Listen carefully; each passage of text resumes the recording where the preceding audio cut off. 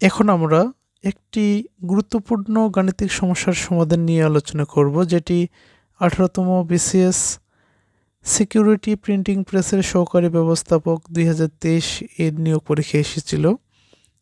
কি বলছে? একটি বাড়ি 40 ফুট উঁচু। একটি বাড়ি কত ফুট উঁচু? 40 ফুট।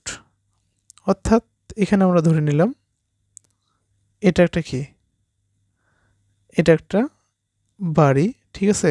বাড়ি বা বাড়ির একটা ওয়াল ধরে নিলাম, ঠিক আছে? এই বাড়িটার উচ্চতা কত? 40 ফুট।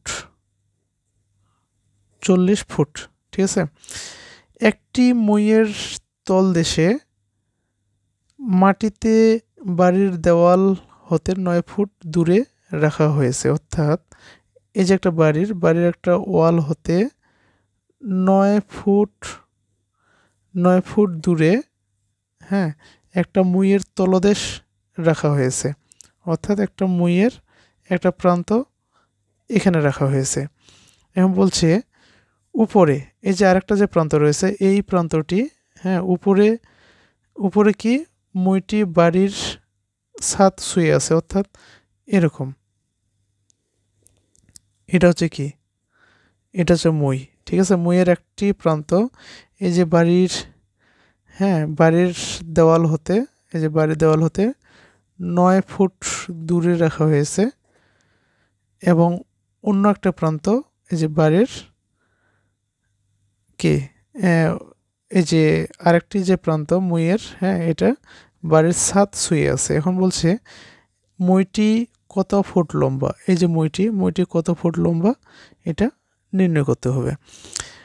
তো এই যে কথা অনুসারে যে চিত্রটি আঁকলাম, এটা কি দেখতে একটি কি সমকোণী ত্রিভুজের মতো না? আমরা তো বাড়ির যে ওয়াল সাধারণত কি ভূমির সাথে 90 ডিগ্রি কোণে উৎপন্ন করে, তাই না? বাড়ির ওয়াল কি আঁকাবাঁকা হয়? আঁকাবাঁকা হয় না। অর্থাৎ তাহলে আমরা এটা বলতে পারি এটা হচ্ছে 90 ডিগ্রি কোণ। অর্থাৎ এটা একটা কি সমকোণী ত্রিভুজ। তো আমরা ধরে নিলাম এই সমকোণী ত্রিভুজটা হচ্ছে এবিসি, যেখানে এসি হচ্ছে কি মইয়ের দৈর্ঘ্য, ঠিক আছে?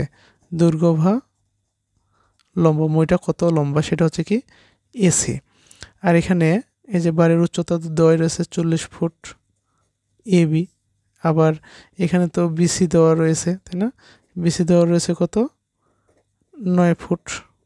তাহলে কি এখন এই যে মইয়ের লম্বাটা বের করব, অর্থাৎ এসির মান নির্ণয় করব। যেহেতু এটা কি একটা যেহেতু এটা একটা কি সমকোণী ত্রিভুজ, এবং সমকোণী ত্রিভুজে কি বাহুগুলো দেওয়া রয়েছে, অন্য একটি বাহু, দুইটি বাহুর মান দেওয়া রয়েছে, আরেকটি বাহু নির্ণয় করতে বলছে। তাহলে কি আমরা পিথাগোরাসের উপপাদ্যটি এখানে ব্যবহার করতে পারি, তাই না? পিথাগোরাসের উপপাদ্য অনুসারে আমরা কি জানি, এখানে এই যে এবিসি সমকোণী ত্রিভুজটিতে আমরা কি জানি, অতিভুজ স্কোয়ার ইকুয়াল টু লম্ব স্কোয়ার প্লাস ভূমি স্কোয়ার, তাই না? এটা হচ্ছে কি পিথাগোরাসের উপপাদ্য। পিথাগোরাসের উপপাদ্য অনুসারে আমরা এটা কি লিখতে পারি, তাই না? এখানে এসি বলতে কি মইয়ের যে লম্বাটা সেটা এসি দিয়ে বোঝানো হয়েছে। আর এবি বলতে হচ্ছে কি বাড়ির উচ্চতা দেওয়াই রয়েছে, বাড়ির উচ্চতা হচ্ছে কি 40 ফুট স্কোয়ার। আর বিসি অর্থাৎ কি বাড়ির ওয়াল হতে কি মইয়ের একটা প্রান্তের দূরত্ব হচ্ছে কি 9 ফুট 9 স্কোয়ার। তাহলে কি 40 স্কোয়ার মানে কি 1600, তাই না? আর 9 স্কোয়ার বলতে কি 81। তাহলে এখানে কি 1681। এসি স্কোয়ার ইকুয়াল টু কি 1600। এখন আমরা কাজ করে উভয় দিকে বর্গমূল নেই, স্কোয়ার রুট কেটে যায়। তাহলে কি এসি সমান সমান 1600 কত 81।